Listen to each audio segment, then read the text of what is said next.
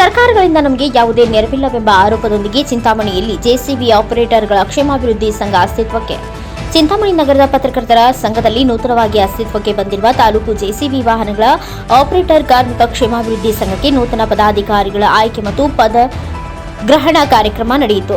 ಈ ವೇಳೆ ಸಂಘಕ್ಕೆ ನೂತನ ಗೌರವಾಧ್ಯಕ್ಷರಾಗಿ ಗುರಪ್ಪ, ಅಧ್ಯಕ್ಷರಾಗಿ ಲಕ್ಷ್ಮೀಪತಿ, ಉಪಾಧ್ಯಕ್ಷರಾಗಿ ಮುನಿ ವೆಂಕಟಪ್ಪ, ಕಾರ್ಯದರ್ಶಿಯಾಗಿ ಶ್ರೀನಾಥ್ ಮತ್ತಿತರರು ಆಯ್ಕೆಯಾಗಿದ್ದರು. ಈ ಸಂದರ್ಭದಲ್ಲಿ ಮಾತನಾಡಿದ ಸಂಘದ ಮುಖಂಡರು, ಸರ್ಕಾರಗಳು ನಮ್ಮ ಸಮಸ್ಯೆಗಳಿಗೆ ಸ್ಪಂದಿಸುತ್ತಿಲ್ಲವೆಂದು ಆರೋಪಿಸಿದ ಅವರು, ನಮ್ಮ ಕಾರ್ಮಿಕರ ರಕ್ಷಣೆಗೆ ಈ ಸಂಘವನ್ನ ರಚಿಸಿದ್ದು, ಸರ್ಕಾರಗಳು ನಮ್ಮ ನೆರವಿಗೆ ಧಾವಿಸಿ ನಮಗೂ ಹಲವು ಯೋಜನೆಗಳನ್ನು ರೂಪಿಸುವಂತೆ ಒತ್ತಾಯಿಸಿದರು.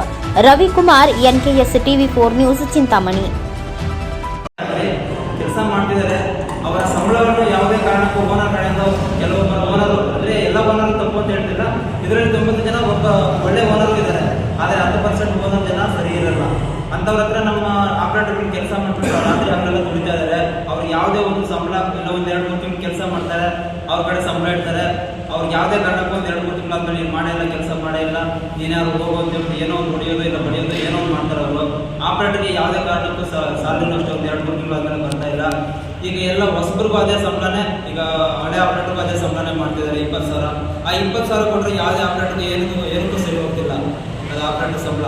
ಈಗ ಯಾವುದೇ ಗಾಡಿಯಲ್ಲೂ ಹೆಲ್ಪರು ಬರ್ತಿದೆ, ಯಾವುದೇ ಗಾಡಿ ಕಲ್ತ್ಕೊಳ್ಳೋದಕ್ಕೂ ಯಾವುದಕ್ಕೆ ಆಗಲಿ ಯಾವುದಕ್ಕೂ ಹೊಸದಾಗಿ ಹೆಲ್ಪರು ಬರ್ತಿಲ್ಲ. ಅದೇ ಹಳೆ ಆಪರೇಟರ್ನೇ ಮಾಡ್ತಿದ್ದಾರೆ, 20,000 ಕೊಡ್ತಿದ್ದಾರೆ.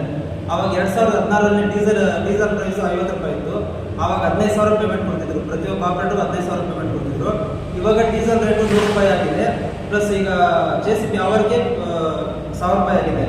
ಅದೇ ರೀತಿಯಾಗಿ ನಮಗೆ ಅವಾಗ 600 ರೂಪಾಯಿ JCB ರೇಟ್ ಇದ್ದಾಗ 15,000 ಕೊಡ್ತಿದ್ರು. ಇವಾಗ 1,000 ರೂಪಾಯಿ ರೇಟ್ ಇದ್ದಾಗ ನಮ್ಗೆ ಅದೇ ಸಂಬಳ ಕೊಡ್ತಿದ್ದಾರೆ, 20,000 ಕೊಡ್ತಿದ್ದಾರೆ.